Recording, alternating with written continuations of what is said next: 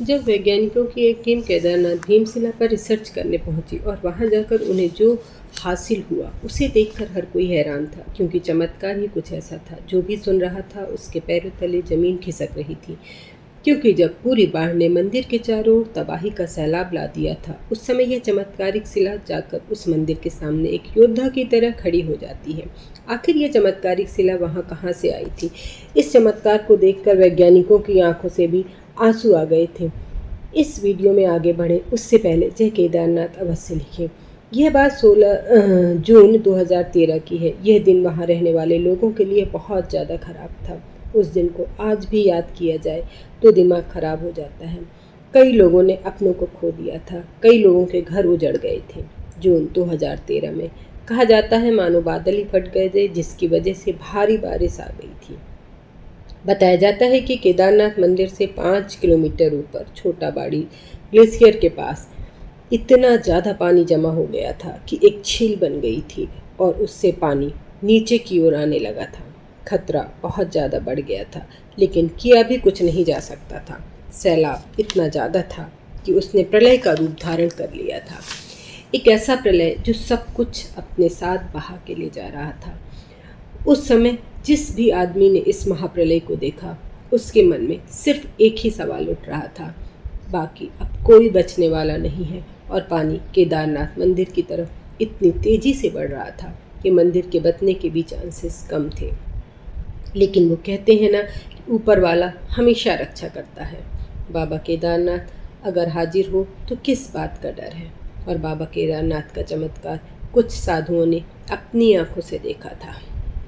वहीं दूसरी तरफ 16 जून की रात 8:30 बजे के करीब ऊपर की पहाड़ी से सैलाब मंदिर की तरफ बढ़ना चालू कर देता है। मंदिर के आसपास मौजूद लोग भी डर गए थे। कई लोगों ने तो इधर उधर भागना ही उचित समझा, मगर कई सारे तीर्थयात्रियों ने मंदिर के अंदर ही ठहर गए और आपस में बात करने लगे, सब कुछ सही हो जाएगा। जिस प्रकार पानी का बहाव इतना तेज था, इन लोगों के मन ही मन में पता लग चुका था कि अब हम बचने वाले नहीं हैं। मंदिर चारों तरफ से पानी से घिर चुका था। पानी के साथ पत्थर और चट्टानें ऊपर से आ रही थी। इस भयंकर सैलाब ने पूरी केदार घाटी को उजाड़ दिया था। जो भी आ रहा था उसे बारा अपने साथ बहा ले जा रही थी। पहाड़ों में धसी धसी बड़ी बड़ी मजबूत चट्टानें टूटकर पत्थर बन गई थीं। लेकिन जब केदारनाथ बाबा खुद रक्षा करने की ठान ले तो फिर नदियाँ ही क्या, बारा को भी अपना रास्ता बदलना पड़ता है। और 16 जून को केदार मंदिर के पास मौजूद साधुओं ने वो चमत्कार अपनी आंखों से देखा था। आखिर क्या था वो चमत्कार जिसने इतनी बड़ी आफत से मंदिर को बचा लिया था? 16 जून को जब बहुत ज़्यादा पानी मंदिर की ओर बढ़ने लगा तो बताया जाता है कि 2 साधुओं ने खंबे पर चढ़कर रात झाँक कर बिताई थी। मंदिर के पास मौजूद साधुओं ने ये चमत्कार अपनी आंखों से देखा। आखिर क्या था वो चमत्कार जिसने इतनी बड़ी आफत से मंदिर को बचा लिया? 16 जून को जब बहुत ज़्यादा पानी मंदिर की तरफ बढ़ने लगा तो खंबे के पीछे से जो साधु थे उन्होंने देखा कि पहाड़ से बाढ़ के साथ अनुमानित 90 की स्पीड से एक विशालकाय डमरू के आकार की शिला मंदिर की तरफ बढ़ रही है। ये चट्टान इतनी बड़ी थी कि अगर पानी के बहाव के साथ सीधे मंदिर से आकर टकराती तो मंदिर के स्ट्रक्चर को पूरी तरह से नुकसान पहुंच सकता था। लेकिन वह जब मंदिर से महज 50 फीट दूर रही होगी, अचानक वहां रुक जाती है। किसी चमत्कारिक शक्ति ने उसको वहां रोक दिया। मंदिर के पास मौजूद लोग इस चमत्कार को देखकर पूरी तरह से हैरान थे, क्योंकि वो आफत अगर सच में मंदिर के पास चली आती तो न जाने कितना नुकसान कर देती। जैसे ही ये चट्टान वहाँ रुकी, पानी चट्टान से टकराकर 2 भागों में बंटकर मंदिर के दोनों भागों से गुजरने लगा। और ये राहत भरी थी, इसलिए थी क्योंकि उस समय मंदिर के अंदर सैकड़ों की संख्या में लोग बैठे हुए थे। ये मान लिया था कि इस संकट से उन्हें सिर्फ भगवान ही बचा सकते हैं, बाकी इस भयंकर बाढ़ से हमें कोई नहीं बचा सकता। साधुओं के अनुसार उस चट्टान को मंदिर की ओर आते देख उन सभी की रूह कांप गई थी।